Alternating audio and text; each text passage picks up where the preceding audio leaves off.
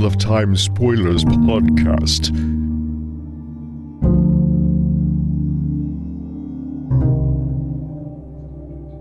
I want to remind everyone that you can get ad-free episodes of What Spoilers if you are a $5 or more patron on our Patreon. You can get access to a feed in your podcast app with ad-free episodes. Reminder to do that. Also, plugging again, SpoilerCon, spoilercon.org, registration. Do it. It's CouchCon in Portland. I know you've been putting it off because you're introverted and you're not sure that now's really the time. Now's the time. Right? If you've been procrastinating on SpoilerCon tickets, now is the time. Yeah, otherwise, everyone, thank you for joining us live. Thank you for joining us in the stream, in the binge, in whatever part of the timeline you are in. I hope all of our European compatriots are staying cool throughout this absolutely crushing heat wave that you are all experiencing. That is very uncool, literally and figuratively. I feel very sorry for you with your 41 degrees Celsius. Stupidity. It'll be our turn soon, I'm sure. All right, so welcome back to What Spoilers, Winter's Heart, Chapter 1. We're doing it! Yeah. We made it! 3 episodes of prologue later. That was a lot of prologue, I gotta say. We had to go to a whole convention just to finish the prologue. That was a big prologue. That was a big prologue. I think in the beginning I gave statistics back when we first did it a couple episodes ago. But it's definitely not the longest one, but it is up there. It is up there. Yep. It's a lot. So thank you for bearing with us through the prologue. We are here today to attempt to get through actually chapters 1 and 2. That's true. Because they go together very well. And we are going to do our best to compress the plot line of Doom into something a little bit more palatable. While still giving full respect to the fact that Perrin's arc is valid and has a lot of useful, important stuff. And if you need any more convincing about that, I recommend you go watch Just Wait For It by Lesbian Nerdy from the What Idol contest, which I will be singing snatches of every time we deal with this plot. This plot line of doom, I hate it as much as you. I can't. I'm sorry, It's very Jenny, good. you're a beautiful person and are stuck in my head forever. So that's our goal for that. And not to mention, it sums up our feelings quite well, right? Which is just wait for it, right? It is. Just wait for it. Yeah, you just gotta wait for it. Gotta wait for it. But yeah, we are getting that launched. This is that moment. So without further ado, do you want to read the whole intro or how much of this intro should we do? Because it's a long. It is a long one. Intro. This is we're in recap territory. Right? And so that wind is blowing over all these places and telling you who's in charge of them. And that he's doing it for a lot of places because there is a lot of recap in these 2 chapters, which is another reason why I think these chapters tend to drag, is that he uses them as recap chapters. But yeah, I mean, it of course starts with our favorite paragraph. Chapter 1, Leaving the Prophet. And our symbol is the wolf of Perrin. A hopper, I suppose it is. Do you think that is Hopper? I always assign it as Hopper in my head. Yeah, just on the hammer, the wolf is Hopper. He Gotcha. soars. That's how I interpret this symbol, even if he's not soaring, technically. Oh, someone says not Young Bull? Yeah, I mean, I guess it could be Young Bull, but... Yeah, mileage may vary. My head went Hopper, so did yours. Yeah. Yeah, so we're right. I mean, something statistics. 2 out of 3 Wattpass podcasters say that's young Hopper. 1 out of 3 says that it's Young Bull. You choose. Totally. The wheel of time turns and ages come and pass, leaving memories that become legend. Legend fades to myth, and even myth is long forgotten when the age that gave it birth comes again. In one age, called the Third Age by some, an age yet to come, an age long past, a wind rose above the Arth Ocean.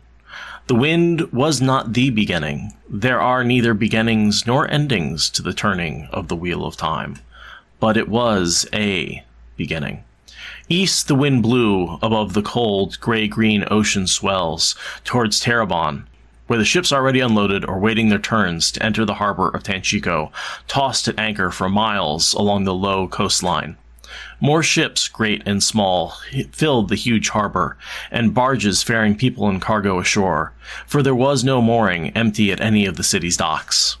The inhabitants of Tanchico had been fearful when the city fell to its new masters, with their peculiar customs and strange creatures and women held on leashes who could channel, and fearful again when this fleet arrived, mind-numbing in its size, and began disgorging not only soldiers but sharp-eyed merchants and craftsfolk with the tools of their trades, and even families with wagons full of farm implements and unknown plants. Invasive species much. Seriously. Yeah, they say that like it's no big deal, but it's like that is the death of like a zillion and what's the word? It's not indigenous, it's like ended whatever. Hasn't been that long, I guess, since the breaking of the world fucked everything else. Maybe it doesn't. Endemic. Thank you. That is one thing I always wonder about. There's a lot of ecological cycles happening that I feel like would have taken more than 3,000 years to get established after the breaking. That is one of those little things that I think Robert Jordan was sort of, it's fine. There's a net here. I can respect his disregard for squishy sciences more than I can respect his disregard for the hard sciences. That may be a personal prejudice. No, it's just objectively true. Okay, yeah. Oh, no. Okay, white. Is that... Ew, insulting much? Logic without realizing your own biases. That's white to a T. So we can definitely, again, keep reading about this. There's a new king in Panarch. Life was little changed for most people except for the better. Which is something that we see Rand struggle with later. The fact that, like, the Shan actually do make people's lives better. There could be an argument for looking at for a similar sort of regime today, which is a very authoritarian, sometimes people disappear that you don't want to disappear, but at the same time, life is actually probably pretty good and much better than it used to be for most of the population. Yeah, for the small price of slavery and genocide, you can have a pretty cushy life.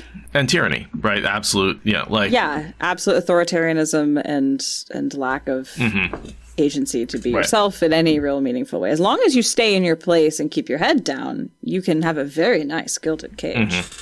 It's, it's on the one hand, oppression does affect everyone. On the other hand, oppression functions by protecting people, the majority of people, from the worst effects, so that way they go along. Right? Like, there's an element of, like, under really shitty regimes, the vast majority of people's lives are going to be okay. Otherwise, they won't last as regimes. Like, that's uncomfortable, but real. And the Shan exemplify that just to a T. They are the worst and also by far and away the most functional. Like, Jordan doesn't let you get away on either of those ends. Right? Let me look at this passage. The anarchy that had ripped the country apart was just a memory, and hunger with it. The rebels and bandits and dragonsworn who had plagued the land were dead or captured or driven north into the Elmouth Plain. Those who had not yielded, and trade moved once more. The hordes of starving refugees that had clogged the city streets were back in their villages, back on their farms, and no more of the newest arrivals remained in Tanchico than the city could support easily. So, I mean... Those refugees were just work camped back to their homes and are probably being kept there under armed guard and forced to grow food for the army. And, probably the women are being forced into other forms of service as well. But, it's fine for the city folk who are the ones that patronize the newspapers, right? Right.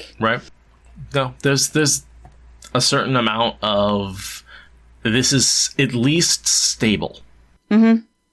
Yeah, stability is prized, especially after a period of instability. Right. If you've been stable, then you're a little bit more willing to risk upsetting the apple cart. But if you've had everything in a whirlwind and someone comes by and gives you stability, like, there's going to be a lot of momentum saying go with that. Because it's very easy to compare, right? Chaos, starvation versus losing a few people to slavery. If it those only are your sucks choices, for those few people. Yep. As a society, the needs of the many outweigh the needs of the few, and then you end up with stories like the ones who walk away from Umalas, right? Tell me that story. Oh, Ursula K. Le Guin, short story, high school. Umalas is Salem, Oregon backwards. because she's from Oregon. Nice.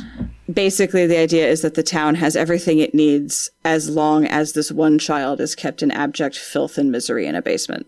And if anybody questions that, then the whole system comes crashing down. And everyone knows, because that's your coming-of-age ceremony, is you go down to the basement to witness this depraved scrap of human existence and are made to understand what you need to do to make that work. And the ones who walk away from Umalas are, you know, the hook that makes it a high school short story that makes you think about things and question your place in society.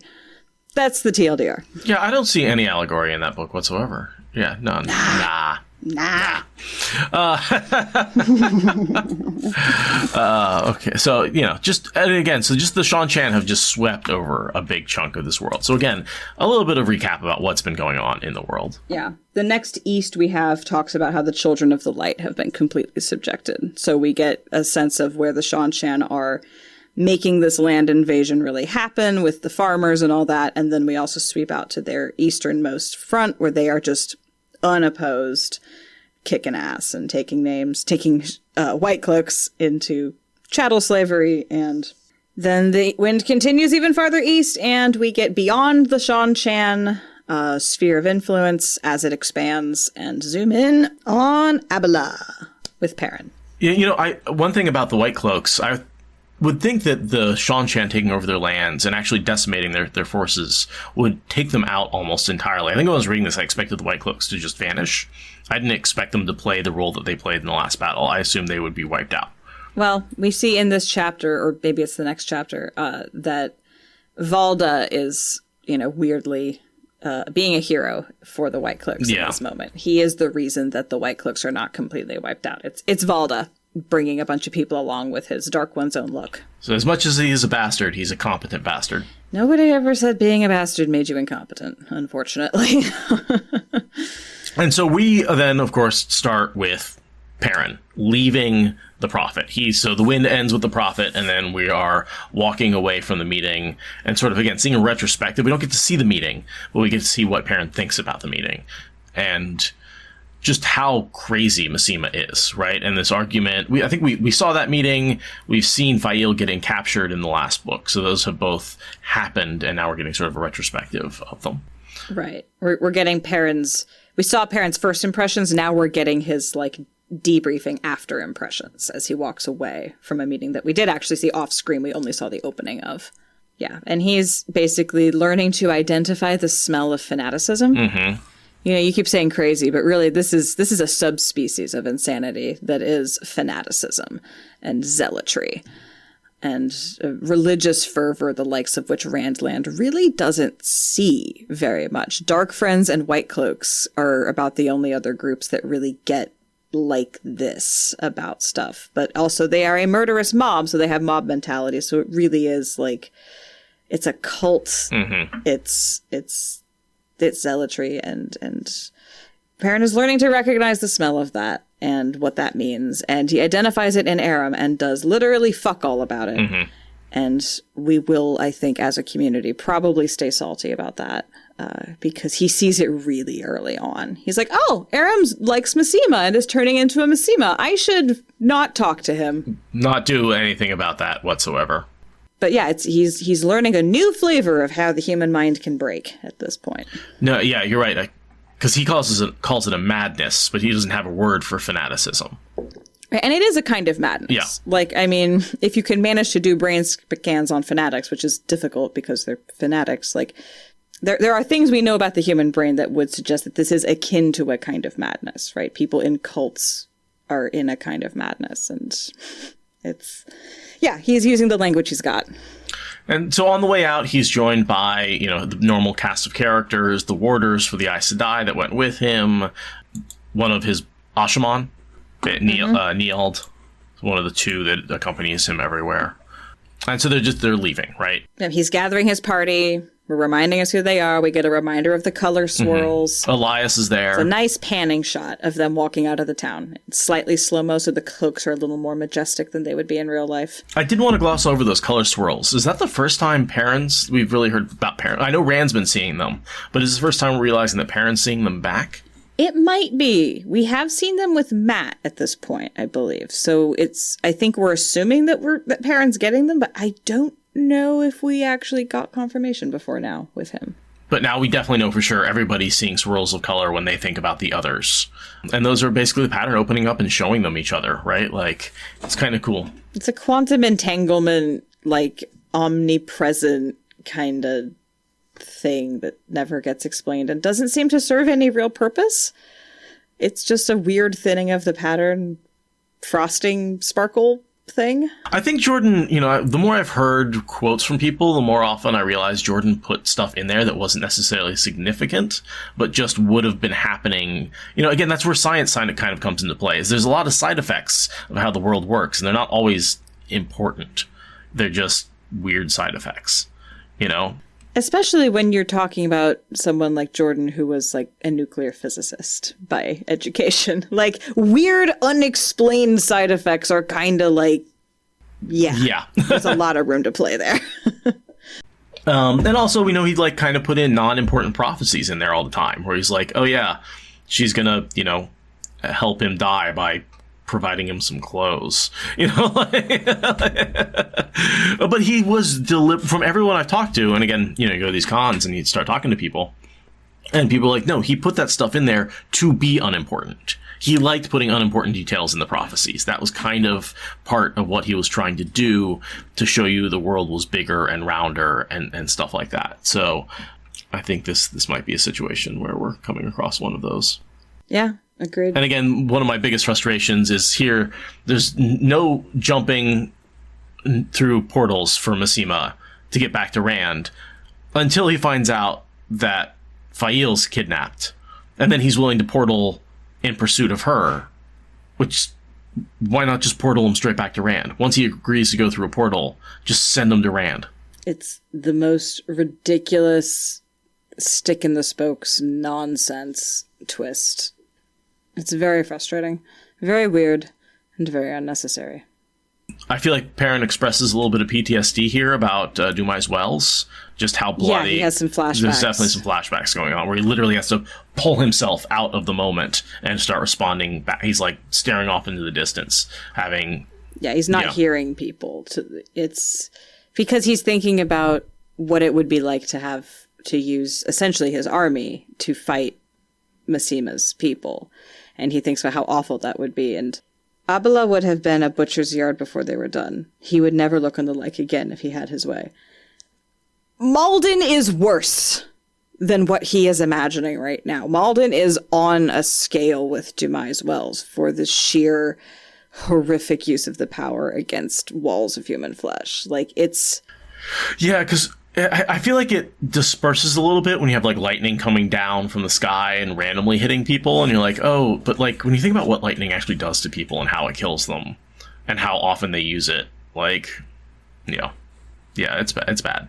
It's bad. And he triggers that for Fail because, he will watch the world burn to take care of her for reasons, but it's like... Although I will say his trick with the fork root did save a lot of lives, right? Because then you just had channelers on one side as opposed to channelers on both sides. That's true. That's true. In a lot of ways, his way of the leaf, get it? Tea leaf. It was much more peaceful because all the Tinkers are rattling their spears at you. Their ancestral spears, they're all rattling spears and bucklers, and not in approbation. But, you drug them, and then you don't have to worry about them fighting. So, in a way, it is avoiding violence. Yeah. No, but it's for sure. But it's still... It's funny to think of... Well, funny. It's weird to think of how reluctant he is to do that now. But you steal Fail, and he's like, Dumai's Wells times 10. Let's go. I'm not going to leave not you that alone. It is Dumai's Wells times 10, but... I'm not going to leave you alone now that you kidnapped Fail. No. No. Hey, chat keeps feeding me lines. What can I do? Ugh. That's it. We're cutting off chat. But yeah, taking out the nukes on one side, right? And so then you don't have to even really use the ones you have. Which he still does. He still does, yeah. He's using regular people against Aiel, so he still needs the one-up of Ashaman. Fair. But, yeah. It's just ironic, given how much he wants to avoid. It's like Maseama wanting to avoid portals. It's like, Perrin's like, I'm not going to do a giant battle with channelers. And it's like, well, if Fael gets stolen, then both of you change your tune. The next thing I have is Perrin says, he was finding his footing with Fael in her strange Saldean ways, but the better his footing, the more she managed to run things to suit herself, which I think is an interesting commentary on the stage that their relationship has achieved at this point. Yeah, well, he's had Elias's advice. They've really reached some stability. They're figuring out sort of how to negotiate with each other and where they are emotionally. You know, again, as they mature, they're probably figuring some of this stuff out, even if, you know, some of that is just shouting at each other and being okay with that. I feel like I've known those couples, but less so as I've gotten older. It reminds me also of Saidar. You gotta surrender to it. Yeah. To, like, make it work. Like, I feel like that is, like, one of the best, like, from the magic system, relationship advice, not just marriage advice, but relationship advice is, like, there's an element of you need to surrender to what's happening. And that's how you guide it. And he's kind of doing that with Fael, but also that doesn't mean he gets to control things, right? Which you do with the power. The power is very malleable. Fael is, and relationships in general are less malleable when you surrender to them. But still, it's like, relax first, then figure out what you're doing. Which is literally true if you fall into a river. Also, pro tip, if you fall into a river, literally relax into it, get your feet pointed downstream, and then figure out what you're going to do. It's literally how you survive falling into a river. I think that what he's trying to do is sort of represent the Saidin-Saidar push-pull with their relationship, right? Perrin, as a male, has to get up and fight it, and it's always a struggle, and that's something he has to exert himself to control. Whereas Fael does more of the submitting and is forcing herself not to actually, like, actively do stuff, but is, like, manipulating things around the edges and stuff like that. So I think he's deliberately sort of trying to create an analogy there with the way they interact with each other to the Saidin-Saidar duality. The push-pull is the driving force that makes the universe go. Exactly. Right. Or in this case, a relationship. Right. Which is, I mean, as every heartfelt story ever would say, relationships are what makes the universe worth existing in. Like, the power of love, the power of friendship. Like, some would say that relationships with other people are the only reason that we exist as, like, sentient, sane creatures. So I feel like to write a novel, you don't have to write characters, you have to write relationships between characters. It's the second, that 1 degree removal from the character itself. Where it's just like, I don't care about how badass this person is. It's the connection between that character and somebody else that makes the badassness worth reading about, you know? And if you're writing, you have to write those relationships and don't focus on a single character. It's always, what are they doing to interact with other people? yeah, people are much less interesting as islands, as solo actors. Right. Like, you have to be very, very careful with your use of completely solo characters, right? Like, relationships are definitely where the interesting stuff happens from a storytelling perspective and from a lived experience perspective, right? Like, I love being alone, but many of the best experiences happen in concert with other people. At cons. And concerts, for that matter. Yep. With a bunch of your friends to a concert is distinctly different than going by yourself. So his allies are around him, giving him advice. You know, the Aes Sedai think the prophet needs to be killed. I tend to agree with them. Same. Like, he's doing... Now, I understand why Perrin doesn't feel that he can, like, legally. You know, it's like, what has he done? I haven't caught him doing anything strictly illegal. He's just been preaching the Dragon Reborn. If I went around killing all our allies that killed other people, I'd be killing all our allies. You know, so I understand why he's sort of stuck with Maseama for now. But knowing what we know about him and his corruption and his future and the madness, it seems like it would be a wise choice to just take him out. There are so many times in fantasy and in real life where following the rule of law is held up to a degree that I find very frustrating. And although I philosophically understand the point of being absolutely, ridiculously, strictly perfect about interpreting the law, some people just need a brick in the fucking face! Right. And this is probably why I should not be made queen of the world. Like, Well, and I understand in the real world that those people don't always get punished, but that's why I read fantasy. Yeah, get your realism out of my fantasy. Yeah, exactly. I want to see the bad people punished. Like that's the catharsis I get out of reading fantasy. I want to see the good people win. I want to see the bad people lose.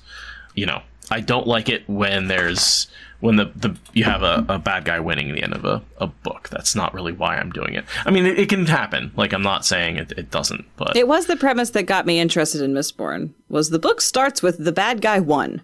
And I was like, okay, you have got me intrigued. That is not the pitch I was expecting. And I found the books to be pretty, pedestrian after that. But that was the hook for me. Right. That is so unusual that like the bad guy won and then what is the baseline. Like very cool, but also very depressing. Like I don't like that. But, also sometimes life just art just imitates life and there's just no escaping it. You just have to take lots of drugs in order to dissociate. 1,000 years under the Lord Ruler. Just like, yeah. Yeah. Not great. No. I do like at this point, as Perrin is looking at all of his allies, he studied the others making their way to the horses as he would have studied tools he needed for a hard job of work. Like Perrin as commander in a nutshell. Right? This is the part of himself that he is so reluctant to acknowledge, is the fact that he can look at people as tools, see their actual flaws and abilities and build something wonderful with them. And he's doing it. He doesn't need to learn the skill. He's doing it. What he needs is to accept that that's what he's doing. Right. No, and the way he always brings it back to blacksmithing, like as an analogy. I'm like, fine, keep doing that, but just understand that you're using that as an analogy. You're not actually hammering these people together because that would be a bloody mess, right? Like he's a literalist with philosophy, and it's a little difficult. He does not do well with analogies. And there's some good thoughts on Aram, I think, from Elias I wanted to talk about. Yeah. In Maseama, Aram had met a man who had given his life and heart and soul to the Dragon Reborn. In Aram's view, the Dragon Reborn ranked close behind Perrin and Fael. So this seeing a kindred soul in someone who also worshipped these mythical figures and gods and really has nothing else in his life. Yeah, he has been boiled down to fanaticism only. Yeah. Like a lot of Maseama's fanatics, they've chosen fanaticism, but there is a life they could return to, in theory. Aram doesn't have that. Those bridges were burned by more than just choice. Like they were literally burned. And Elias breaks it down. He says, "You did the boy no favor. You helped him let go of what he believed, and now all he has to believe in is you and that sword. It's not enough, not for any man." And Elias is absolutely right. Perrin acknowledges that he's right, and then he does fuck all to actually fill that, or to give Aram any kind of, hey, have you tried picking up a book about poetry or embroidery, or like, have you tried YouTubing cat videos? Like, he gives Aram nothing, not even like a, hey, I know you may be having a hard time. Yeah. We should have a beer sometime. Like, they never even have a fucking beer together and like silently process their feelings. Like, I mean, maybe they do that off screen, but I feel like Elias is giving Perrin this like wide open handbook of like, here, you need to give him something. There's so many things. And yes, I know Perrin's busy, but like, it's right there on the table and he just walks right past it. I don't know what to give Aram, but like, start throwing shit at the wall and seeing what sticks. Like, the man is in a death spiral. Like, give him anything. Well, they gave him a different kind of fanaticism. And I mean, Aram was going to get a lot of people killed if he didn't get killed first. You know, he admired Maseama and didn't have the creative spark that Maseama had to lead people. Like, he's a Gawain Trakand level loose cannon at that point, you know? Like, the combination of skills and decision-making abilities is just bad at that point. Like, he could have wreaked some real havoc if he hadn't been killed in the Battle of Malden. We get a little view of this town that they're in, just like how badly it's been treated by the Prophet. They've torn down a bunch of, basically school buildings and anything that has anything to do with intellectualism. If you don't immediately proclaim to the glory of the Dragon Reborn, they tear it down. There's starvation. Dogs are all gone because they've been eaten, which is just, for me, a last resort, I think. right, Timber? You're not a source of food. I'm curious where you're getting the idea that schools are getting burned down, because I'm not seeing anything about schools, just inns. I like the idea that he's burning down houses of intellect, but I want textual evidence. Oh, I guess I was assuming that, or a house where someone had been slow to proclaim the glory of the Lord, Dragon Reborn. I don't know why, but that to me automatically meant schools in my head. Yeah, there aren't schools in Randland, apparently, so I don't know how they could have been burned down. Okay, fair enough. But I like the idea. I feel like houses of learning, colleges, libraries, they would not have proclaimed for the Lord Dragon quickly enough for him. Right. That's what I'm thinking. And I guess that is absolutely a prejudice on my part. I am totally interjecting my own headcanon into that statement. I mean, I'll side on to it. I just want to keep us in the No, that's fair. That's fair. Britt, call me out on that. That was actually incorrect according to the text. But we can headcanon. We can headcanon because it's an easy sell. That's not a big stretch. Maseama's army was a rabble, but their numbers had made up for other lacks so far. Thank the light the man had agreed to bring along only 100. Ha, ha, ha. Yeah, he shows up with thousands. Oh, they wanted to come. Perrin's like, we spent an hour negotiating, and Maseama's like, do I look like I care? Do I look like I remember? I am smoking my own crack and drinking my own Kool-Aid so hard right now. I have no idea what I agreed to, and I don't care. And they leave town, and Balwer shows up because the party had one last member to add to it as they make their victory strut out of the town.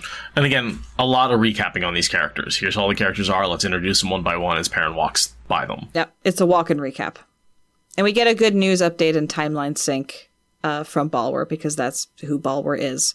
About 10 days ago, the Shanshan took Amador and finished off the Amadisian military. So now there's no resistance in Amador. So we saw it start right when Magdan and company escape, right? Well, I mean, she's Morghese at the time, but when they escape, that's when the Shanshan first arrive in Amador. And now we're getting news that as of 10 days ago, there is no meaningful resistance left anywhere in that country.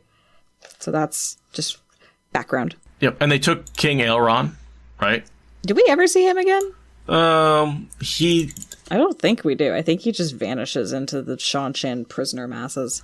He dies at the Battle of Jermal, according in the Crossroads of Twilight prologue, which is a town in Amadisia. So one would assume battle happened. I think he might already be dead, is my assumption. Yeah, it's funny. Balwer's information says that he's still alive, but maybe his information is wrong, and we get that in Crossroads of Twilight that actually he died. Or he gets executed, like, shortly after. Right, because here the Shanshan defeat King Elrond and the army of Amnesia at the town of Jermal. And then right below it, in the prologue, King Elrond dies at the Battle of Jermal. So it's just... He's dead. Conflicting reports. Yeah. Okay.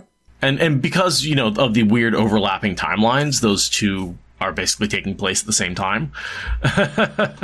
And it could be that just nobody knows exactly when he dies. Or maybe he gets executed next day because they decide that he's a prisoner of war that's too dangerous to be left alive. Like, it's not a story he needed to show. And it says he was taken, and it doesn't say dead or alive. It just says taken. Mm-hmm. That's true.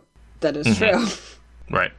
I mean, that's the I want him taken, dead or alive, right? That's the classic saying is, And the king of the land who has been fighting you actively in an army is definitely worth more to him dead than alive. Right. And Perrin makes the immediate leap that pleases Balwer to realize that he needs to get his ass moving east. If the Shanshan are making those moves and are winning those battles, then he needs to skedaddle. Despite the news about Rand kicking Shanshan ass, that news also shows up that somebody kicked Shanshan butt. Right. And Perrin's like, cool. I mean, that comes up, I think. Does that come up in this chapter or the next one? Yeah, here. Whoever they fought, my lord, it is clear that the Shanshan lost and were sent reeling back into Ebu Dar. Good news, Perrin said flatly. And again, flashback to Dumai's Wells. So, he knows that in order to be the Shanshan, there was channelers against channelers. Yeah. Yeah. And so it's like, on the one hand, the Shanshan are eating up normal people. And on the other hand, they're being pushed back by the most horrific weapon that he's ever witnessed. Like, this is a pile of flaming dog shit as far as Perrin's concerned right now. And I'm going that way. Yeah. And we're going to go east now. We are going to run the fuck away. And yeah, they are now assembled. They've done their little recap walk and talk, and the walls of Abila are falling behind them as we close out this chapter, which is just a ridiculous spot to have a chapter break. And thus we shall immediately turn the page and flip into chapter 2.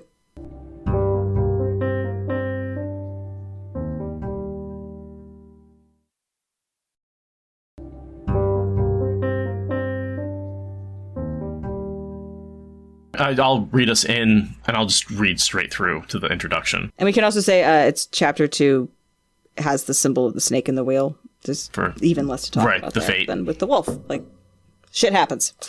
And taken. Dead or alive. Taken. I don't know who you are, but I have a certain set of skills. That's literally what Perrin is thinking. Perrin's eyes turned to the hawk, barely visible now even to him. It made him think of Fail, his fierce falcon of a wife, his beautiful falcon of a wife. He put Shan Chan and White Cloaks in battle and even Maseama out of his head, for the time at least. Let's pick up the pace a little, he called back to the others. The hawk might see Fail before he did, but unlike the bird, he would be seeing the love of his heart, and today he would not shout at her, no matter what she did. The hawk soon passed out of sight, and the road remained empty of other travelers. But press as Perrin would, frozen ruts ready to break a horse's leg and a rider's neck allowed no great speed. The wind carried ice and a promise of snow again tomorrow. It was mid-afternoon by the time he turned off through the trees into the white drifts that were knee-deep on the horses in places, and covered the last mile to the forest camp where he had left the Two Rivers men and the Aiel, the Mayenners and the Giladon, and Fail. Nothing there was as he expected. So, there was a chapter break in there. And you can't tell because it was a silly place to put a chapter break. Yeah, so everything goes from mild annoyances that he thinks are a big deal to the fecal matter has hit the rotating blade. So which is to say that the Fail's party was kidnapped, Berlane is back to tell them about it, and that has caused some fracture in the troops because, racism. They can't tell Aiel apart, so they assume that the Aiel behind Perrin's... Right, that part, yeah. So the Aiel that are being protected by Perrin's and the Two Rivers folks are a danger because they must be just like the Aiel who kidnapped Fail. And they all know each other. That is explicitly... I can torture them until I find out where the other Aiel took them because all Aiel know each other. And I know all their plans at all points in time. Yep. So Perrin basically walks into a giant Mexican standoff with 4 sides. So you've got the Aiel protecting the wise ones at the top of the hill, who are surrounded by a ring of Two Rivers bowmen, who are then at the bottom of the hill behind the Mayenners, and all of them are pointed at the Gialdanen, who are the ones ready to charge, because the Mayenners are following Berlane, who is back and is telling them what's what. Right. So the Two Rivers men and the Mayenners are stacked up to protect the Aiel, who are like, hold my earrings, I can protect myself. While the Gialdanen are like, we lost our queen and our commander is this close to losing his shit. So Perrin walks into an actual powder keg where his entire army has one way or another armed itself and set itself against itself. Meanwhile, he's being told, oh yeah, your wife got kidnapped. Process that.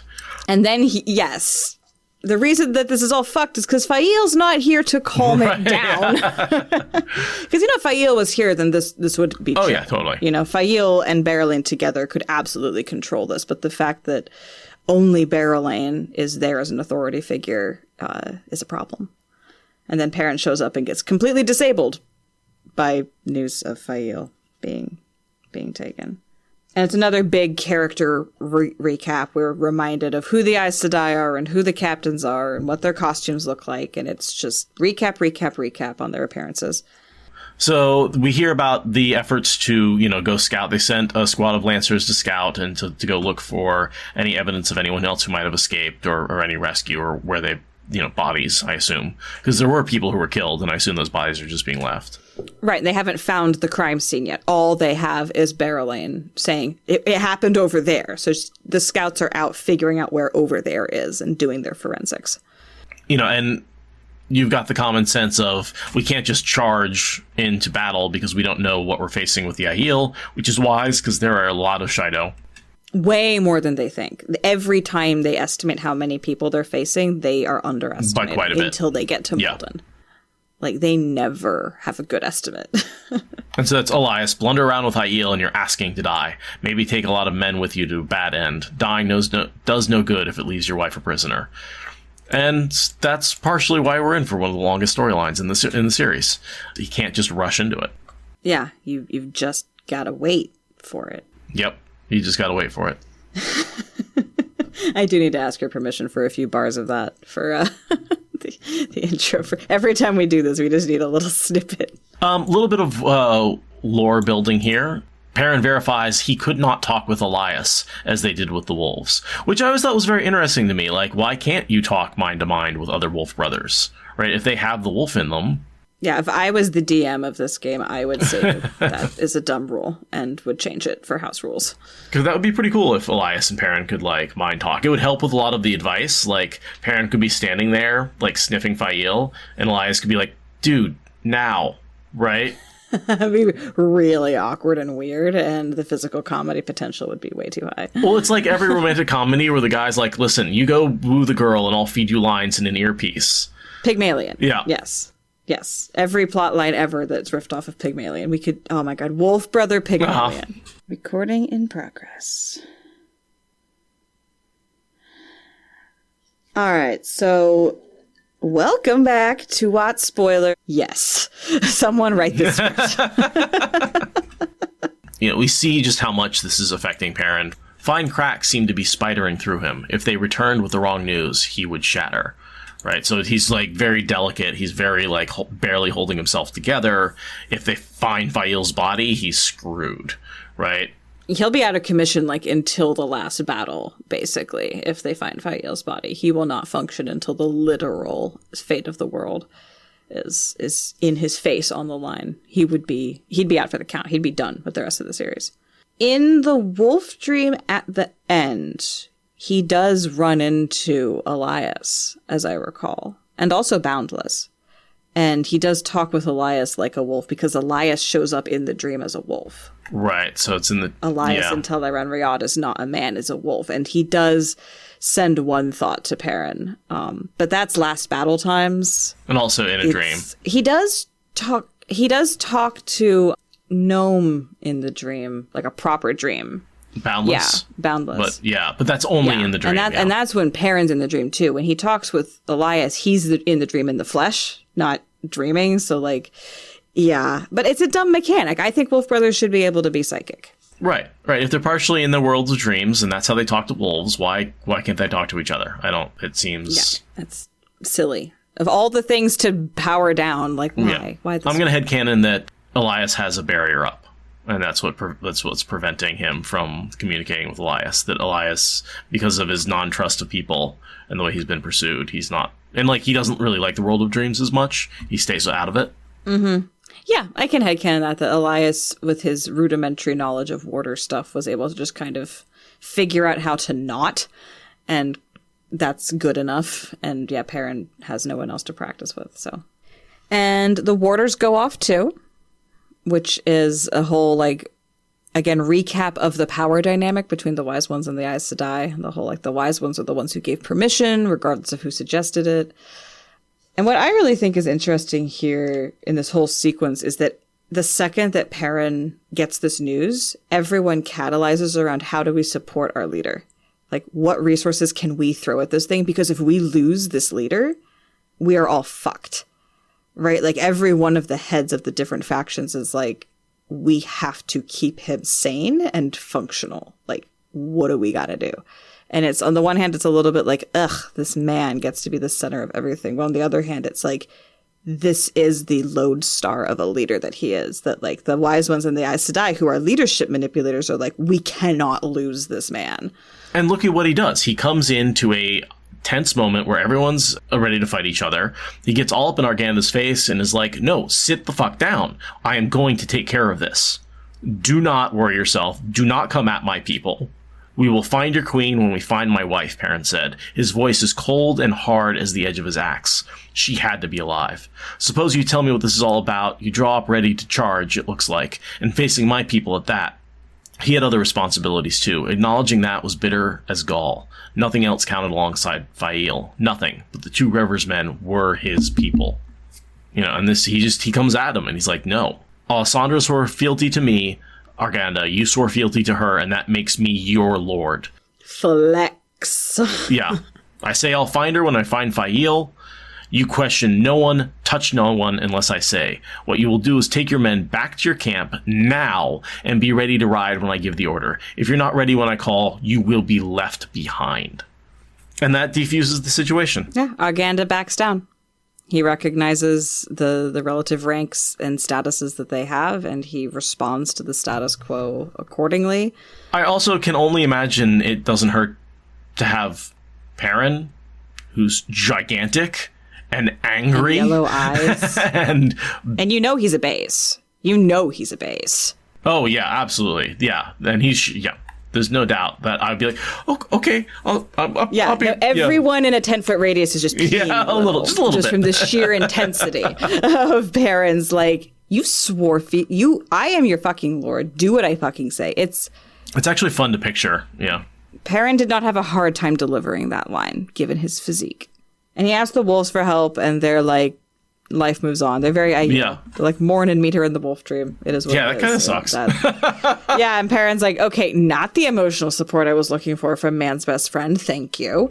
And they're also like, have you found any 2-legs? Like, yeah, everywhere. Fuck them. Like, we're like, yeah, we avoid them like the plague. Yeah. So not helpful at all to help him find Fael. But Barrelane speaks for all the leadership when she says, you handled that really fucking well. That was badass. Like, we needed that. And again, like, this is why Barrelane, you know, for all that she's a problematic person that is not helpful, she also recognizes, like, these armies are a lot stronger if Perrin can be made to be a functional leader.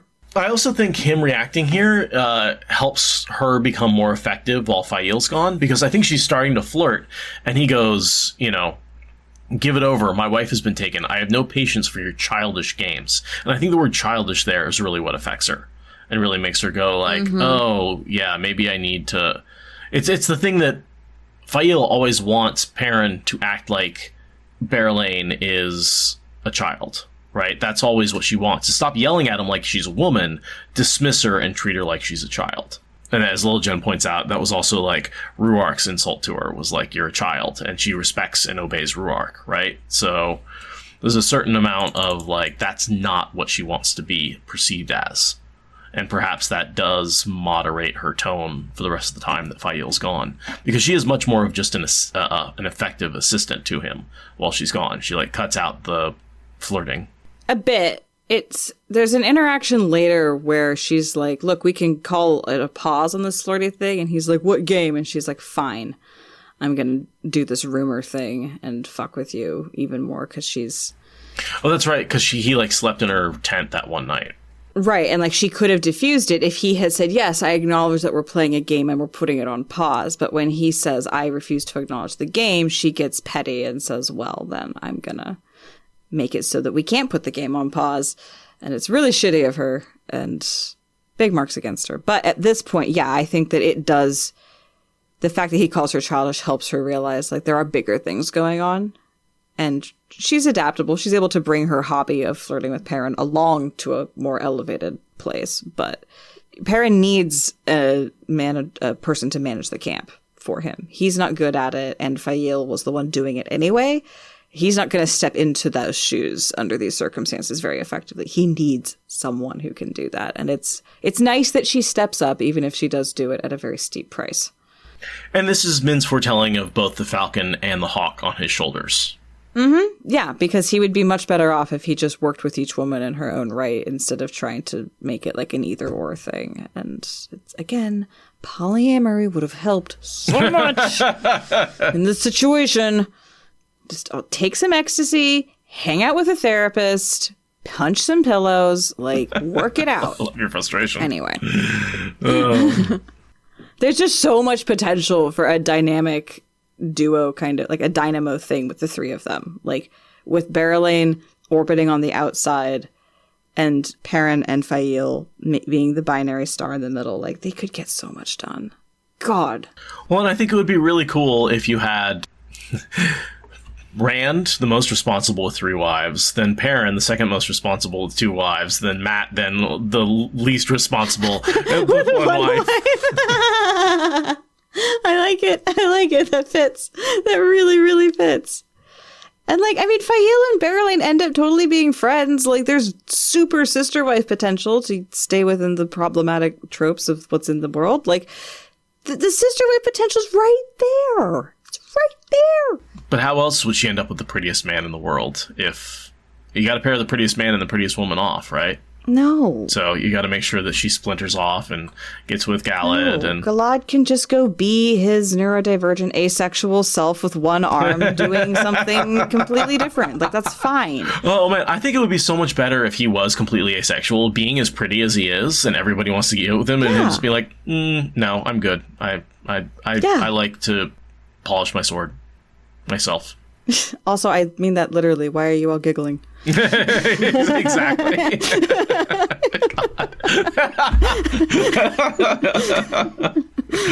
Oh, of course Galad gets 0 innuendo. I bet he says homoerotic stuff all the time with no idea. Yeah. That's definitely who he is. Headcanon is unassailable on that one. Definitely. A little bit of a paragraph about Daniel Lewin, who... The 4th Ta'veren! The 4th Ta'veren, who never got a chance to be the 4th Ta'veren. If you look at the original Eye of the World book, he is leaving with the rest of the group. There are 4 boys in that. And the 4th one was Daniel Lewin. We also get mention of Jondan, Baron, Hu, Marwyn, and Get Ayala, who I don't think ever do anything. I didn't even remember to Google them, because it's like, I know that Jondan, like, is a name salad person that shows up, but Hu and Get, I don't think ever show up again. It's just, aren't these nice down country folk with names like Underhill? And it's very cute. Right. Hu. And, well, remember, because Rand tells that story about Farmer Hu. Oh, yeah, that is a name that comes up again. It's not about this guy, but yeah, it's a common Two Rivers name kind of thing. Yeah. But yeah, Daniel basically is saying, like, I didn't know what to do except defend the Aiel or whatever. Ah! He's a good bannerman, you know, but he's not sure of himself yet. And Perrin gives him the shoulder pat to say, yes, you did a good job. So what I'm looking at with the chronologies of these 3 is they are in among the Two Rivers men a lot. And their names come up a lot in that context. You know, they are part of the group, the Two Rivers Men. And they never really do anything divergent from what those people do as a group. Next thing I have is the Aiel departure. There's some fun stuff in there to talk about. Oh, yeah. This is, you're talking about Gaul's stuff? So, yeah, basically Perrin goes to Gaul and says, you know, find her, right? You are the best tracker I know. Please go out and find Fael for me. And he says that to Gaul as Gaul is leading a column of maidens out of the camp. He stops Gaul, and there is this moment where Gaul is like, do I need to go through you right now? And the maidens are all like, do we need to back him up on going through you right now? And then Perrin says, I need you to find her, and they all relax. Because they thought for a brief moment, there's this brief moment of, you're about to get between Gaul and Chiad, and that will not stand. I didn't read that, but you're totally right. That is in there, where they think for a second that Perrin's going to cause problems, and instead he's just like, no, please do it for me. Yeah. Which is, they're like, okay, that's fine. Yeah, no, we'll totally do that. But there's this moment where Gaul's like, I love you, bro. Like, we have a bond, and I love you. But if you get between me and Chiad right now. Mm-hmm. And I love that the maidens are just, they've all fallen in line behind him. It's a really fun dynamic that, like, the maidens have come around on Gaul at this point, and him, the way he responds to losing Chiad and Bane is they're like, oh no, we approve now. Now we want that to happen. Now we're going to make it happen. We've decided. Like, that transition is complete at this point. And I love the way he ends up getting stuck with them as his guy Shine.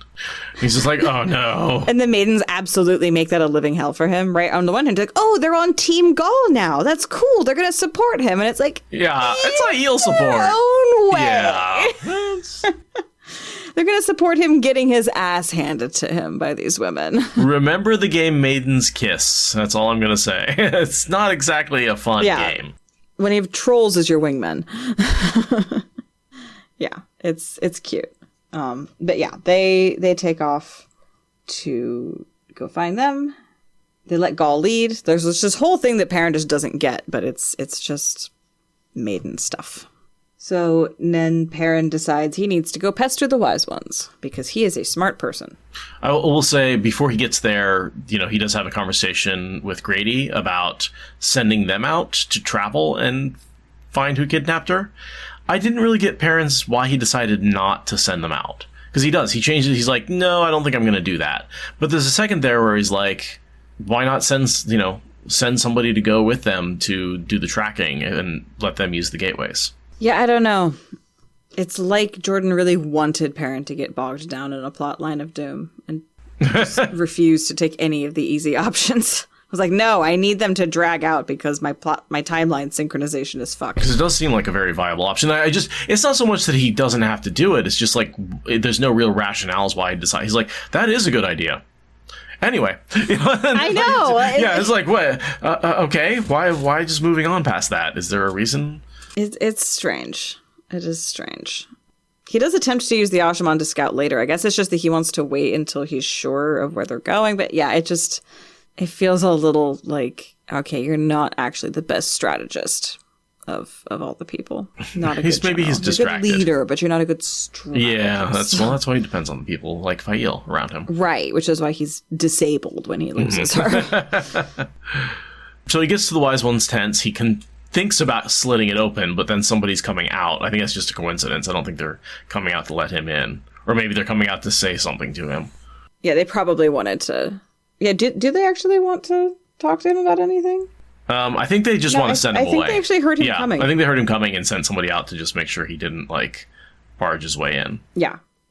And to, answer his questions, because they're like, surely you have a question. And he has a very legitimate question that makes a lot of sense for him to go to them. Like, how will they treat her? Like, he's never paid much attention to what it's like to be a Guy Shine. Like, he doesn't know what to expect, so... Well, and also, what are the Shido going to do, right? Can you predict what those people are going to act like? And she's basically like, no, they're not following any of the rules, so I can't tell you anything about the circumstances, which is accurate because they are breaking a lot of the rules, right?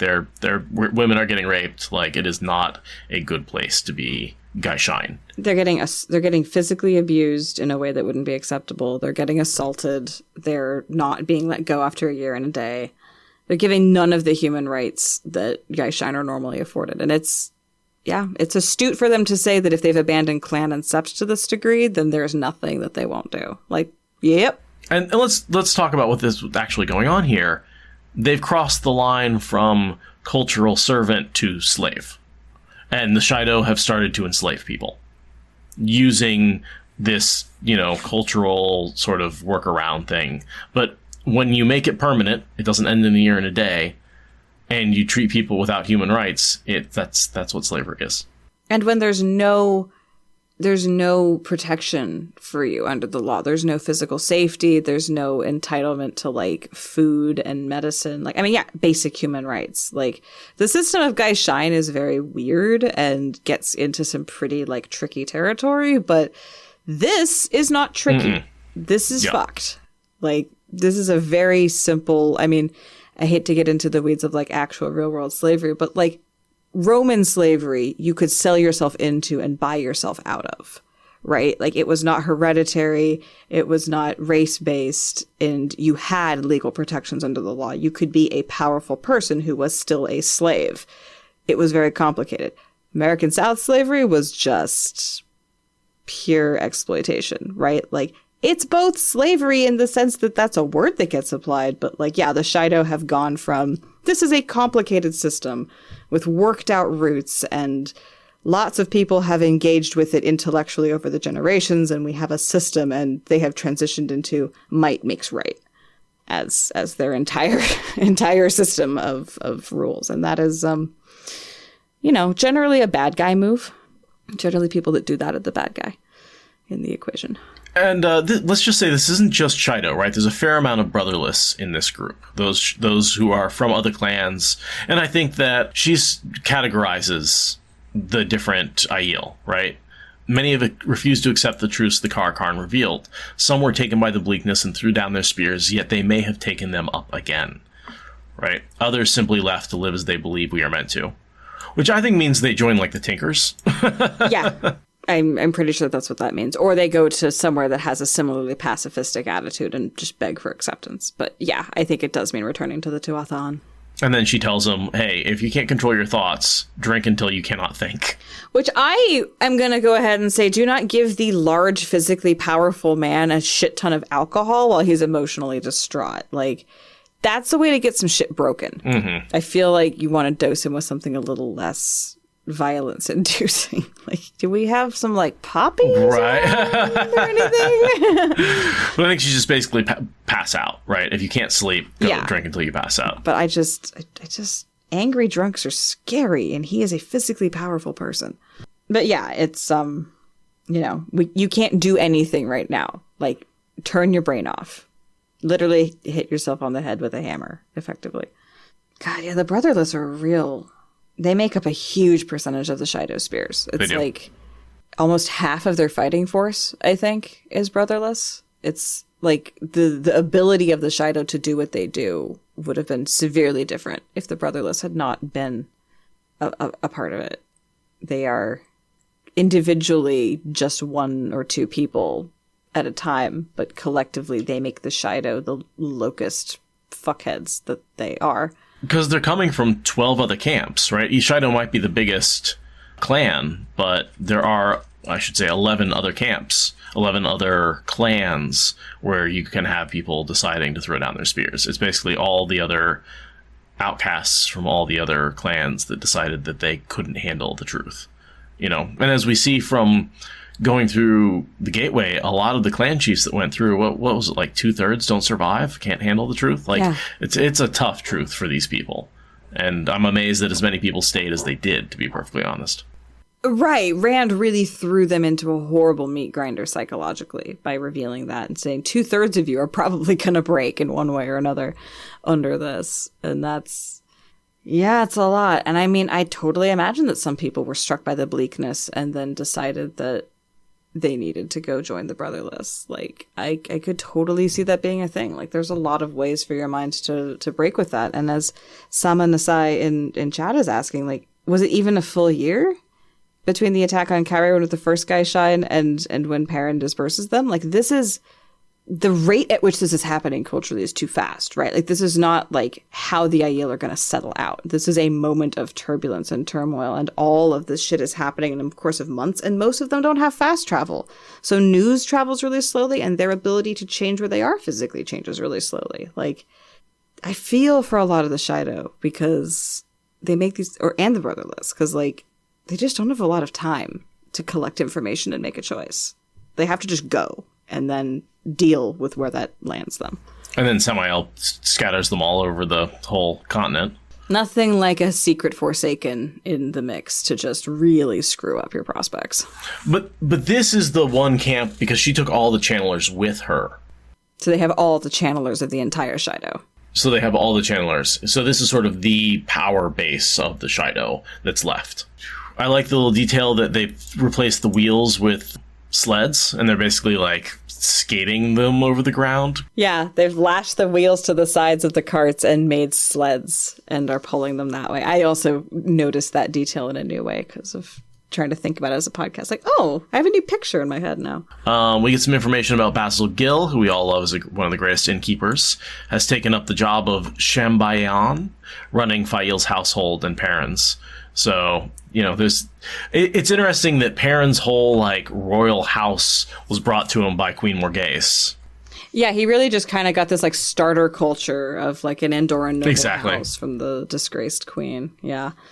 I also, like, there's this line here. Perrin was glad none gave words to the sympathy in those stares. He thought he might break down and cry if anyone did. Like, maybe that would be a good thing, Perrin. Maybe if you cried, you wouldn't be such a fucking mess. This entire plot line. Like, yay, toxic masculinity. Woo! Feel your emotions, yeah. It's like, you actually need to cry. I mean, Berylane literally goes to him and says, I promise to be exactly 0% seductive if you need to just cry. And you need someone to cry on. Like, I promise to not make it sexy or anything. I will just let you have the space to do that noble to noble. Like, she knows. But does Perrin ever? allow himself the cathartic release? No, he ends up so traumatized that his marriage ends up on the rocks after he gets her back because he's so incapable of just processing a fucking emotion. Like... And here's Lenny being like, sit down and eat, make you less like murder walking, which is, he's just been terrifying. So she's like, Lenny's the only one who's willing to get up in his face and be like, okay, you need to sit down and eat something. Yeah. Lenny's like, your body is suffering from how dissociated your mind is right now. You need to get back into your body. And like, a good way to get back into your body is to have a good ugly cry. Yeah, you were hangry and you were upset. You need protein and pasta. Basically, Lenny is Italian grandmothering at him. But it's true. He is literally hangry and upset and just needs to stuff himself with carbs and protein. And then he will have a nice base on which to pour a shit ton of whiskey so that he can go to sleep. So basically just like at the con. Yeah. You were walking around not eating anything, and I was like, just get some food in you. It's hard when the food turns to literal cement in my mouth. It becomes very difficult. That's exactly what's happening with Perrin, though. He's like, eat something, and he's like, I really can't. Yeah, bust out some Two Rivers leaf, Perrin. Come on. Yeah. No, it's true. I mean, I have a lot of empathy for being so overstimulated that the last thing that you're capable of doing is eating food. Do you know why Gil flinches at the sight of Perrin and mumbles something about seeing to the carts before hurrying off as fast as he can? Because he looks like murder walking. Okay. It's just that. I couldn't think of anything else. It's just Perrin looks terrifying. Yeah, he's just absolutely, just imagine the biggest, angriest, scariest man with yellow glowing eyes carrying a bloody fucking axe. Like, I'm just an innkeeper. Don't hurt me. And you're just sort of around. Yeah. Do you want me to fix you some food? It's fine. He is super angry right now. So there's a lot of stuff like that where people are like glancing and then like flinching away and stuff like that. Even people he knows, just to prove that he's resting angry face.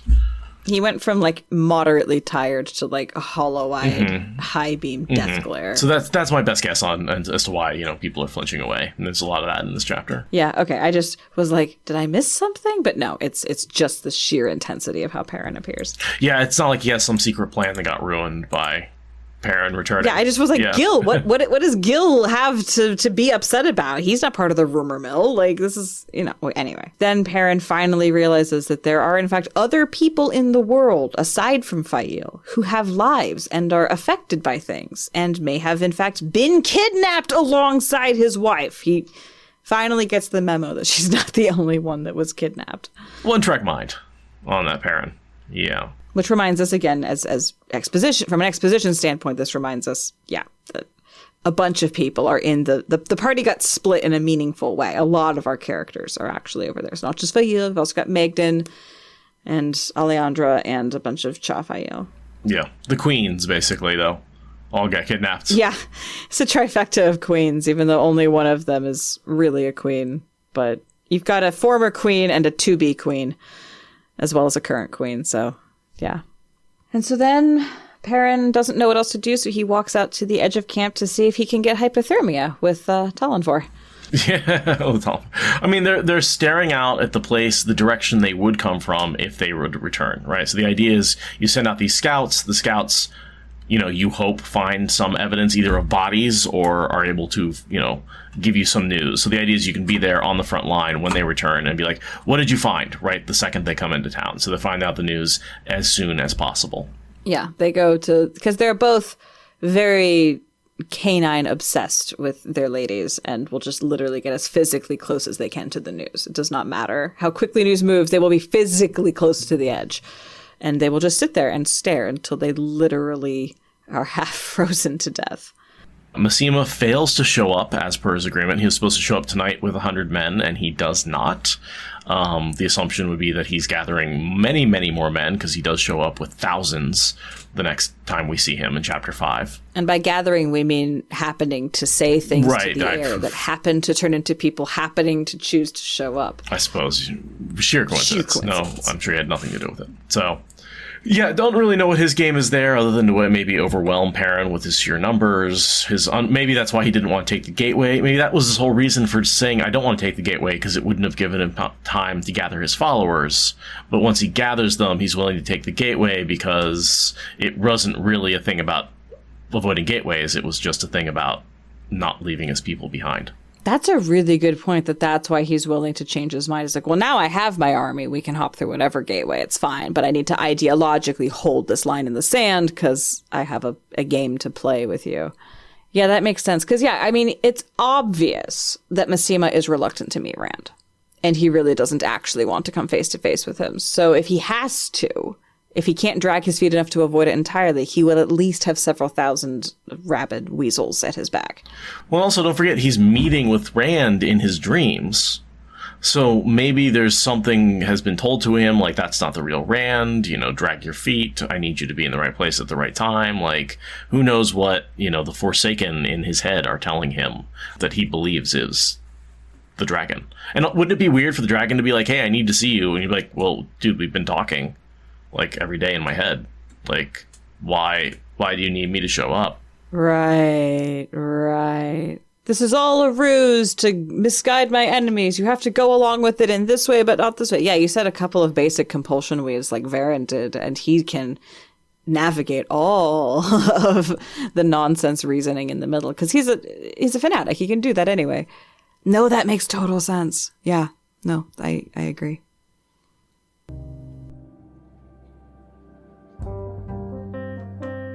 They stood there on the ridge while twilight fell and nothing moved in the snowy forest they watched. Darkness came without movement and without Maseama, but Perrin did not even think of Maseama. The gibbous moon shone white on the snow, giving nearly as much light as a full moon, it seemed, until scuttling clouds began to hide it, and moon shadows raced across the snow, thicker and thicker. Snow began to fall with a dry rustling, snow that would bury traces and tracks. Silent in the cold, the two men stood there, watching into the snowfall, waiting, hoping.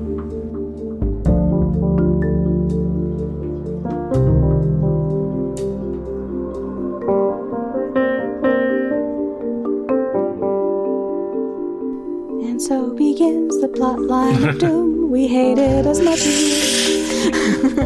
But yeah, that was a good way to cover, I think, the first two chapters, which really felt more like one chapter. And we'll get into Fael's POV next time. Next time, we will switch to the other side of this plotline of doom, which is Fael. And yeah, we got through that real quick. What a trip. Yeah, only an hour and 17 minutes to get through that.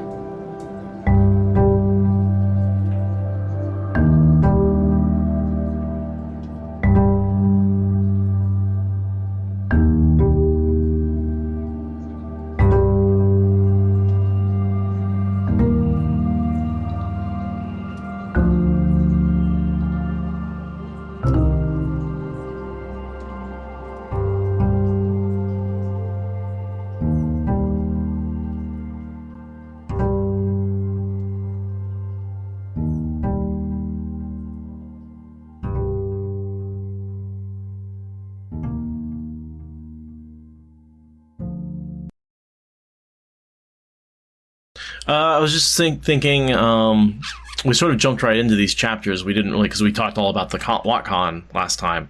Is there anything that's been going on in life that's worth talking about? We can addend to the end of it, since WotCon has been over? Or has it just been all recovery and resting? It's really all been recovery.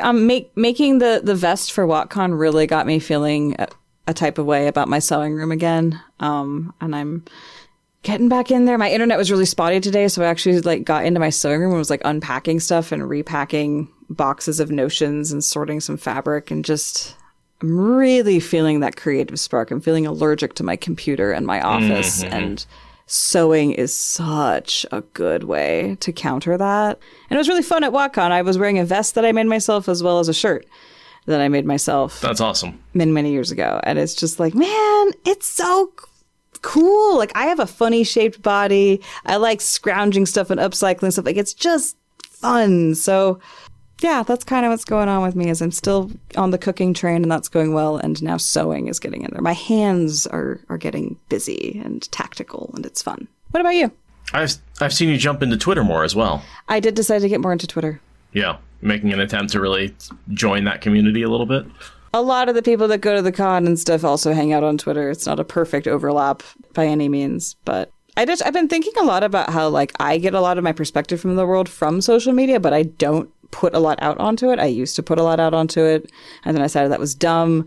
But now I'm coming around to this place of like I get a bunch of my information from social media, but I don't put anything out onto it, and that feels really one way. And I don't know, a bunch of the cool people I met at WotCon are on Twitter, so I thought, given that I have almost no history on Twitter, I'd try a new platform instead of trying to like, I don't know, Facebook's just so last century. I haven't had a Facebook account for years now, and I don't miss it, you know, in the slightest. Maybe other than there's some Wheel of Time community stuff on there that I would like to be able to participate in. But then again, sometimes I hear about the arguments that they have on there, and I go, no, you know what? I'm good. It also makes me want to spend more time on Discord again. I feel like I've kind of been neglecting my Discord presence, and it's like, oh, right. I was really excited about Discord because it's like an alternative to the garbage that is on other social media. So I'm playing with Twitter, and I'm trying to be a little more in Discord. I feel like the energy from WotCon and cons in general can get you more, you know, that's really what got me first into Twitter is, again, oh yeah, I know these people and I've met them and I wanted to stay in communication with them. And Twitter seems like a good way to do that. So again, I don't participate a whole lot. I'm mostly doing what you were talking about, which is receiving information rather than posting it out there. I feel like I put 2 hours of content out a week. That's probably enough of hearing from me. Yeah. But I know that that's a place to talk about other things that don't necessarily fit in the podcast and also stay connected on the social level. We'll see how long it lasts. I mean, it's been 3 days of me being more on Twitter, so we'll see.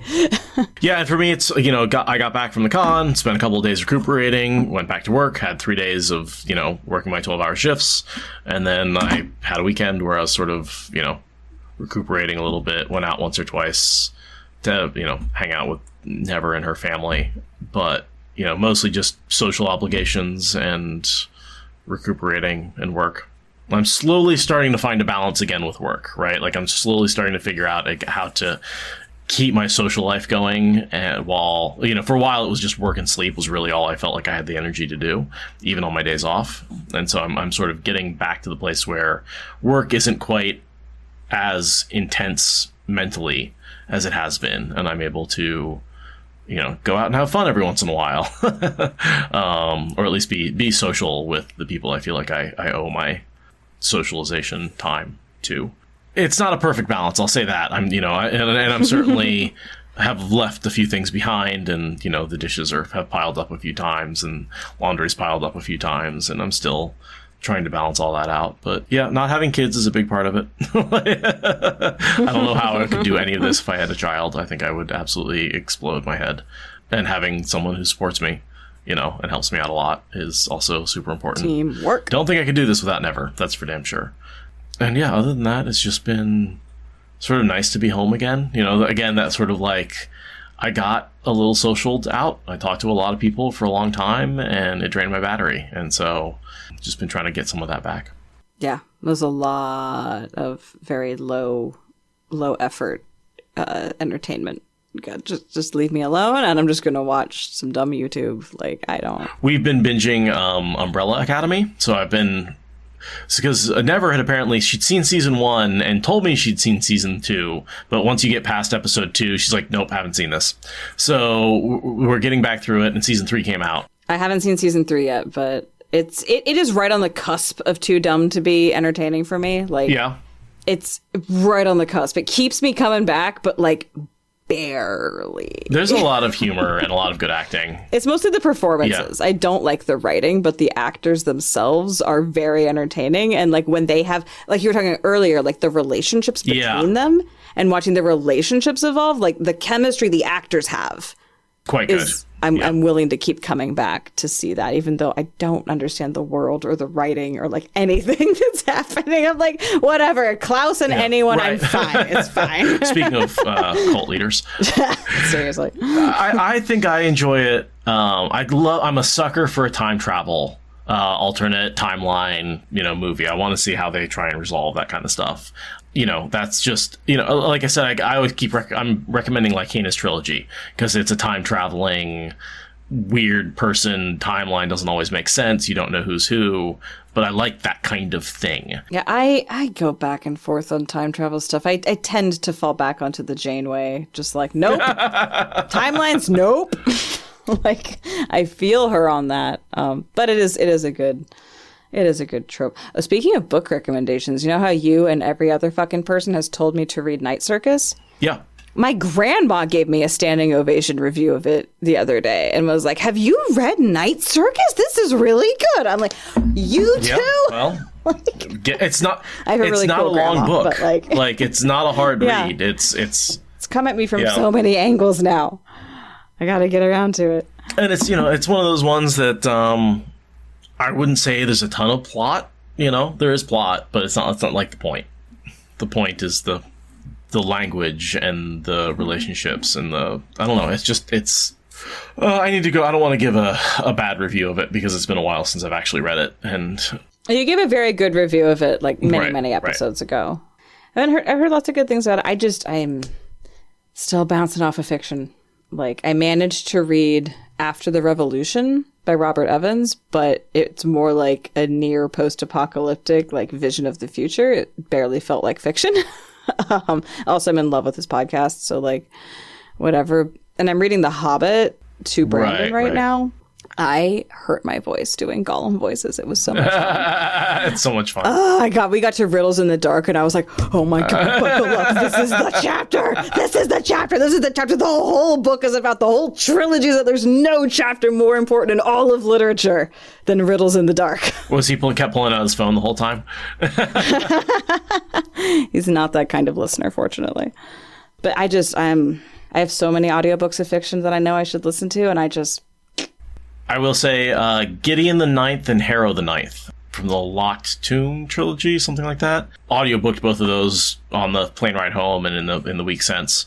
Very good, very weird. I will say the first book is much more straightforward, much more sort of standard hero story. The characterization is kind of weak in the middle. There's a lot of it's, the 9 houses and there's 2 people from each house. And it's like, okay, these are 18 people I do not give a shit about.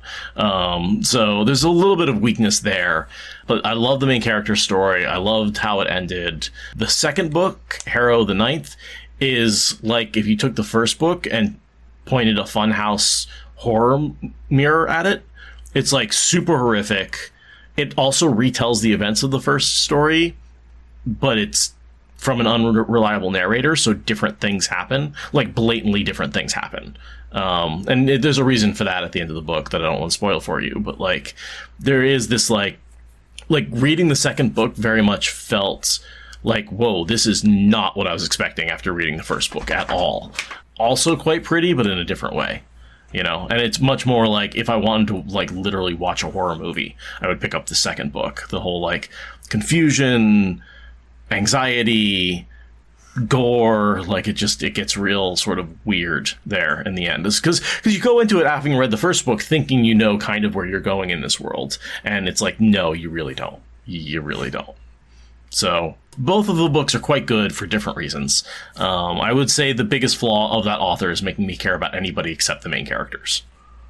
Yeah, for the WatCon, I did actually technically finish listening to the Earth's Children series finally after years and years of putting it off. But that was mostly because I wanted something that I didn't really care about, but that wasn't Wheel of Time, to kind of just white noise my way through.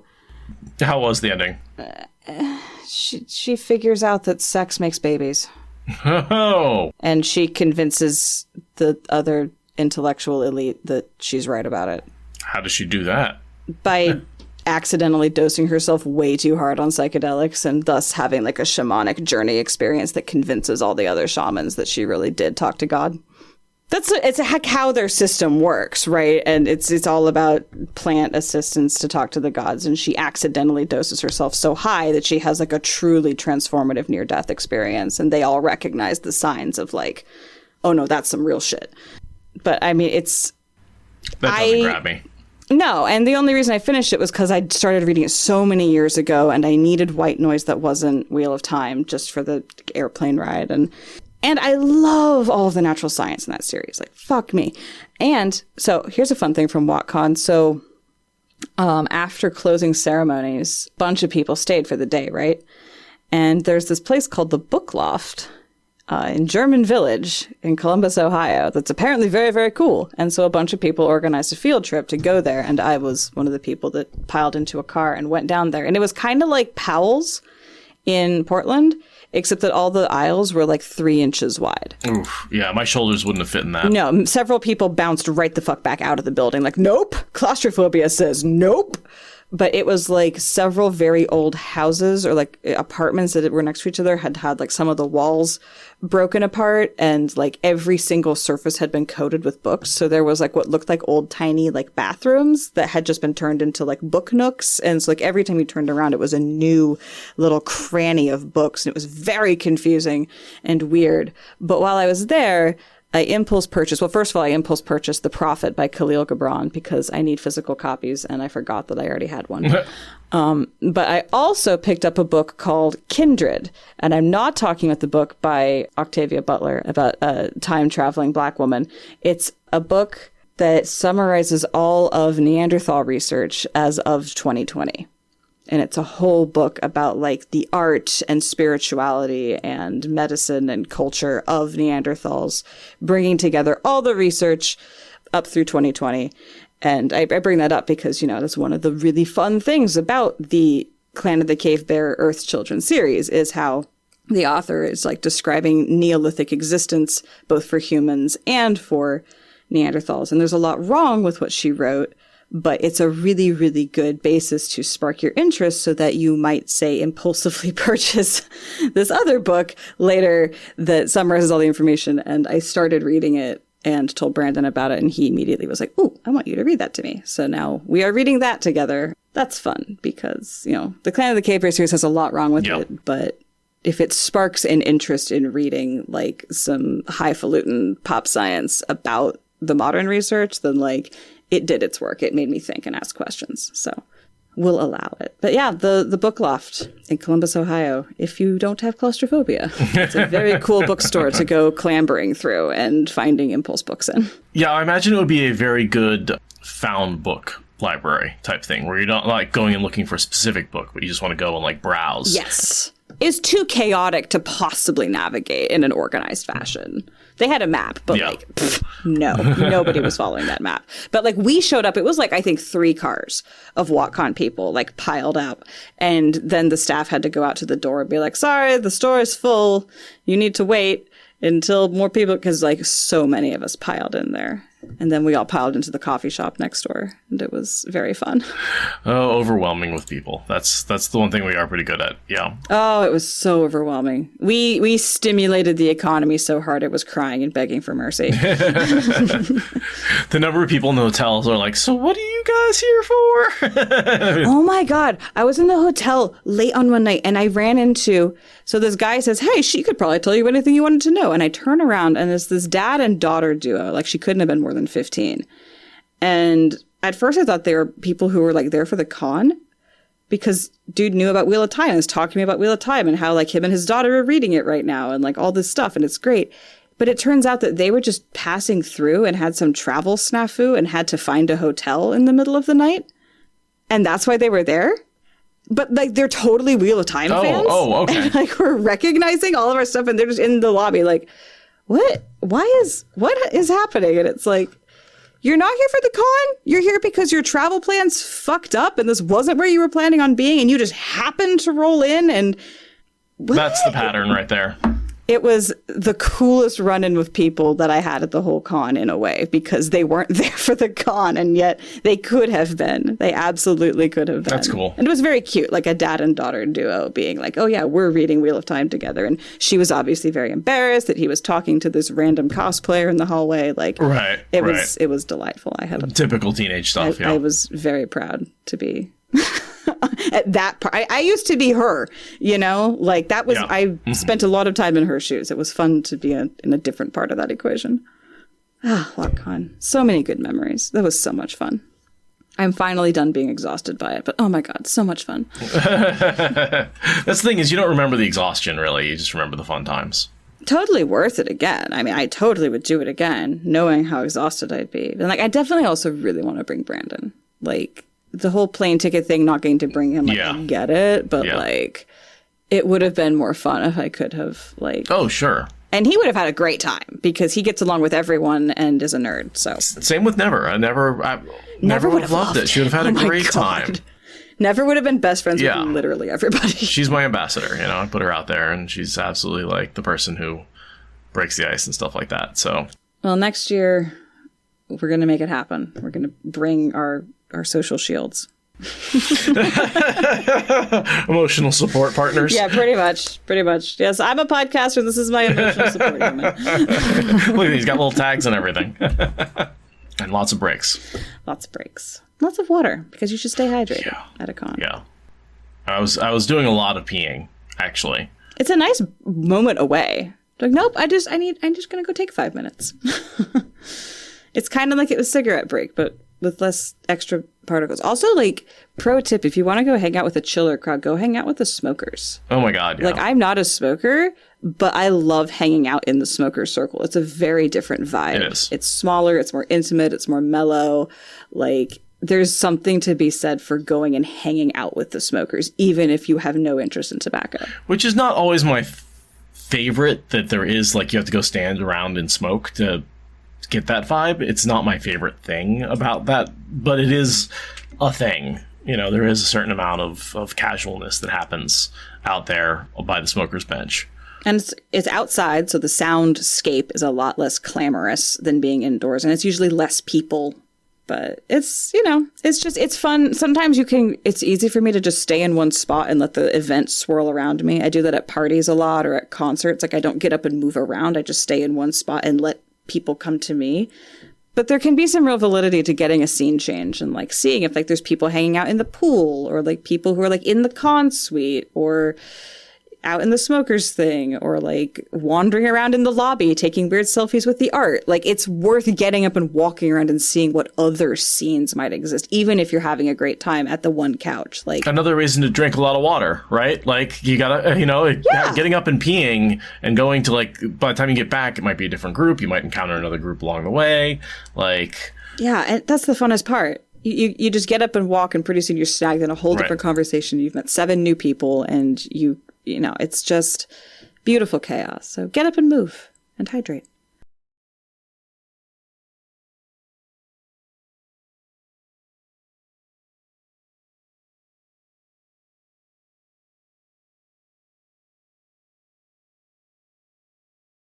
Thank you for listening to the Wheel of Time Spoilers podcast. Rate us in the Apple Podcast app or support us on Patreon. Is that good enough?